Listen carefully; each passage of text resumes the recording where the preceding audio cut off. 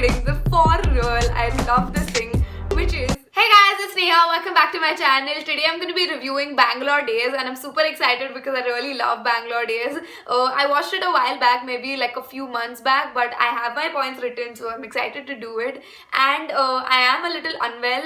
I'm feeling a little sick, so please bear with me about that. Yeah, so let's just get started. Bangalore Days is about these three cousins, Divya, Kutan and Arjun or Arju, and they share a really special bond, and they really love each other, and their dream is to live in Bangalore. And this whole movie is about kind of their three stories of these three cousins.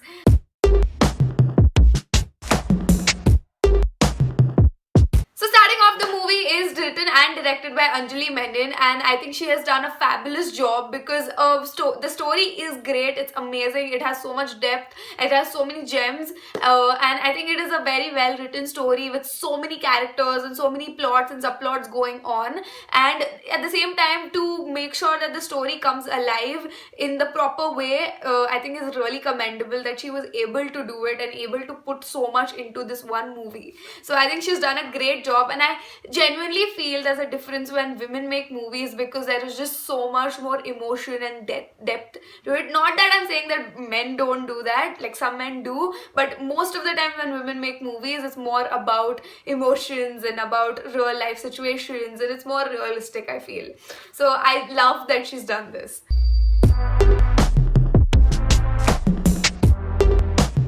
So the movie is about these three cousins, these three people, there's subplots, and the movie is from Kutin's point of view, which is played by Nivin Pauly, and I think his part is lovely. I think it's something that a lot of people can connect to if they have a hometown and then they've shifted away from their hometown. I think a lot of people can relate to this. What I'm talking about is his whole plot in the movie, his character in the movie represents that kind of, and I think it's lovely that he loves his hometown. There is a connect between him and his dad, and then there is a disconnect between him and his mom. His mom just wants to get out of the hometown. She wants to become more modern. She wants to move away from it. There's a line in the movie I think a lot of people will relate to, which is when you're young you want to get out of your hometown, and when you grow up or you grow older you want to go back. And it's kind of just the same thing as when you're young, you want to grow older, you want to live your life on your own terms, you want the freedom, and then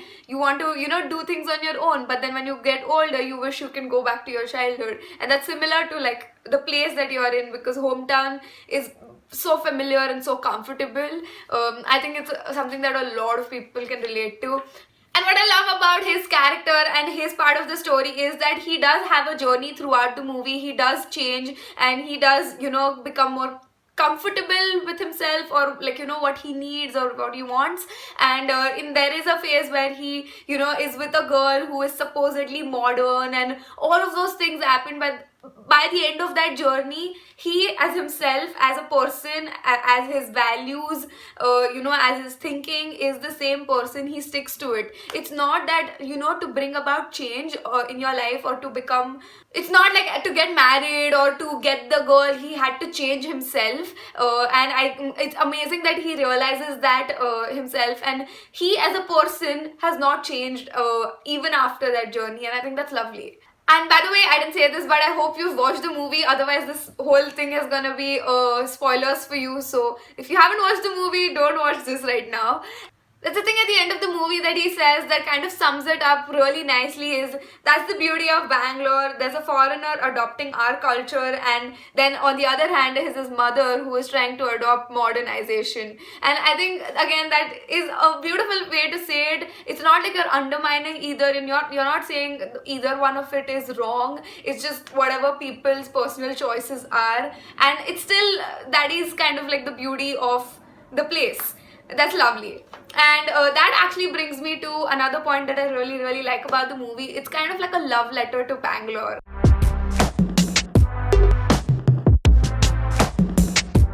It's about this passion for Bangalore, this love for a city, the place, and I know it very personally because I know a lot of people who feel that way about a city. And I have a friend, she's super passionate about Bangalore, she loves it.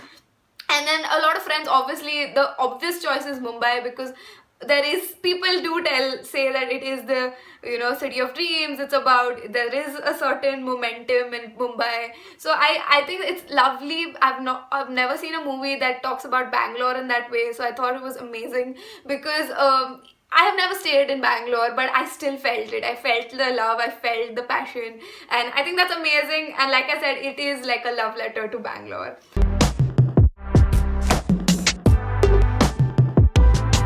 The other character in the movie is Divya, or Kunju as I think they call her, and I think the movie kind of really also starts off with her as well, that they show that she is a topper in class and she wants to pursue her MBA, but then there is this astrologer who, that bit also I really like, because when she goes to the astrologer, he's saying all these things which sound so ridiculous, so it's like kind of making fun of it and still bringing it to light, what kind of a stupidity there is, but in like a fun, light-hearted manner. It's still included in the movie, so I think again, great job there as well.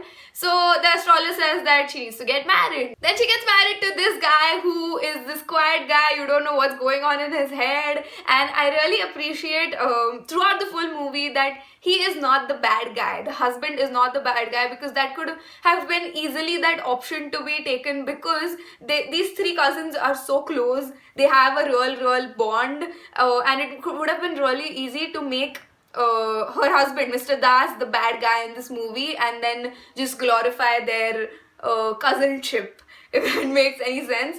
But I really appreciate that he's not the bad guy in the movie, and he is somewhat honest with her even from the beginning. There is that scene where they're talking for the first time, and he is very honest with her that I'm still not over my ex, and I don't think so I'm ready for this marriage, but it's still happening. Even through the movie, you know, there are like little bits when they are interacting with each other, and they are not really comfortable with each other, but they still are kind of trying to figure it out. And in that also you kind of get the feeling that it's nothing personal with Divya. You don't, like, his problem is not with Divya, it's just with him. He is not over it, and obviously you find that out later, but then I think it's really cool that they were able to convey that it's nothing personal with Divya. Like, he doesn't hate her, he is just that person, and that's his personality because of whatever, of his past or maybe whatever.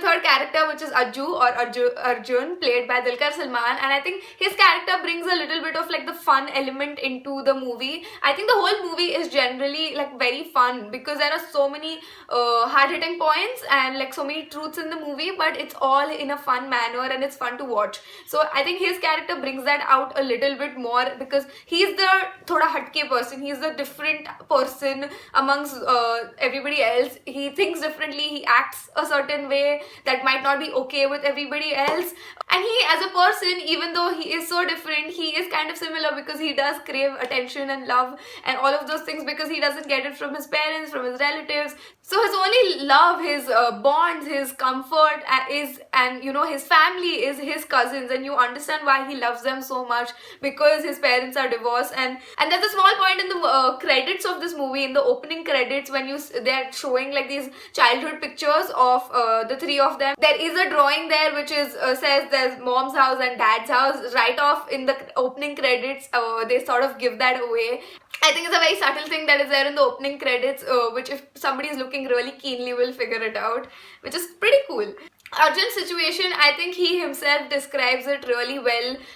In the movie itself, there is a scene where they're all having dinner at Divya's house, and her husband asks her about her husband asks him about his parents, and he's like, my parents are divorced. And he's like, the husband like, okay, and where are they now? And then he goes on, and then there is a line where he says, marriage is either life imprisonment or a fine. They didn't want it to be an imprisonment, and now the fine is upon me. Which I think is such an accurate way of describing what his character is all about. And he is just this product of this fight between his parents, and he is paying for all of the problems. Because at the end he is getting affected by him, and that sort of also connects with his relationship with RJ Sarah at the end of it. I don't want to talk too much about his romance with Sarah, but I think it's really, really well done, and it's a really good twist, very relevant, because usually the cool guy, which he is in this group, will get the girl, will get this thing, but I think she kind of like brings him down, brings him to being humble, down to like earth, and you see the soft side of him. She brings out the soft side from him, and I think that's lovely. So I did really, really enjoy the part of their romance, of him courting her, of him trying to convince her, and I think it's really lovely because it's so refreshing to see. And RJ Sarah also brings me back to another thing that is so prominent in the movie. The movie has some amazing foreshadowing.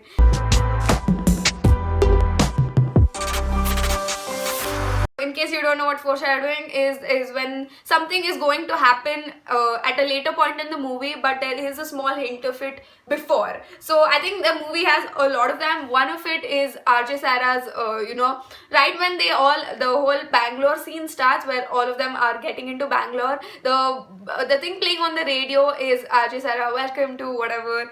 So initially in the movie, you would just think that it is the introduction of Bangalore, it's from her, you're getting some bits of information about Bangalore from her, but then there is a full connection with her at the end, and every single thing that is introduced to you in the movie is connected and used in some way, which I think is great. The second foreshadowing, I think again was a very minor thing, but I noticed it, was there is a scene right before Divya is going to get married. She has a earring, and she's trying to see how she looks while she's like trying it on or something like that.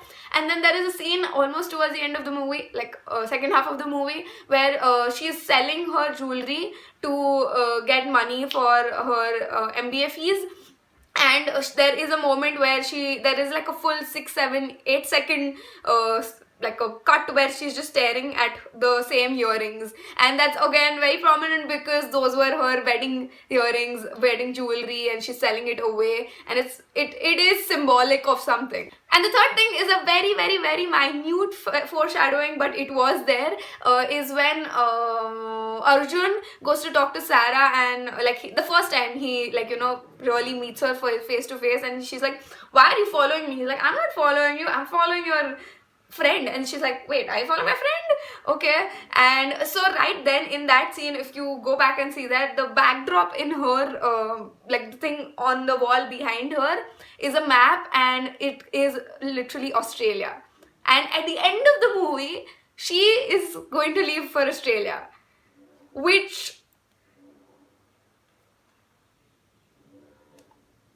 so yeah, I think that was pretty cool. I noticed that when I watched it for the second time, and it all made sense, and was like a really minute thing because the map behind her on the wall said Australia. And the last thing that I want to talk about is something that I really, really, really, really love, and I'm not kidding, for real, I love this thing, which is Dulquer Mangalam.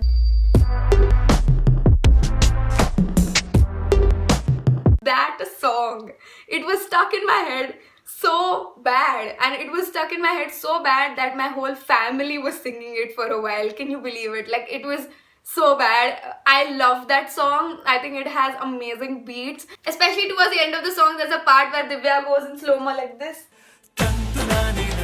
and then she goes like this, and I really love that. Like, the song is amazing. I love it. Yeah, so those were all the points that I wanted to talk about. I really tried to find something that I didn't like about the movie because I wanted to be fair, but I really couldn't pinpoint anything. For a while, I thought the movie was a little bit long, probably because there were so many things going on in the movie. There were so many people's lives being, connected and talked about. Oh, by the way, I really, okay, how can I forget about this? I love how Arjun's Arjun's life, and then Divya and her husband's life, and then it all connects together. Very smooth connection. Probably somebody else would say that it was kind of predictable, but for me at least, I did not see that coming, and I think it was really well done.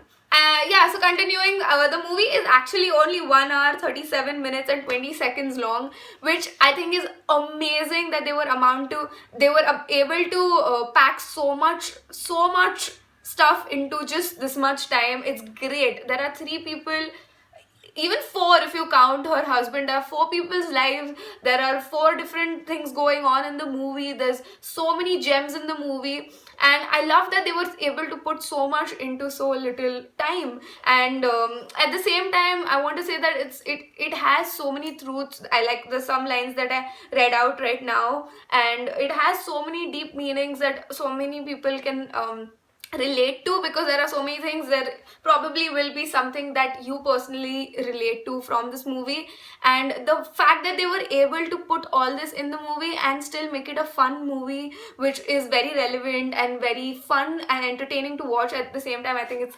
amazing. So yeah, that was my review of Bangalore Days. I loved watching the movie and I loved reviewing it. So I hope you guys enjoyed watching this video. If you do, please hit the subscribe button, hit the like button, and let me know in the comment section what you thought about Bangalore Days. I know it probably released years ago, and maybe this was a refreshing video, you know, to take you back to that time when you watched the movie, nostalgic. And yeah, I hope you enjoyed it. I'll see you next time. Bye.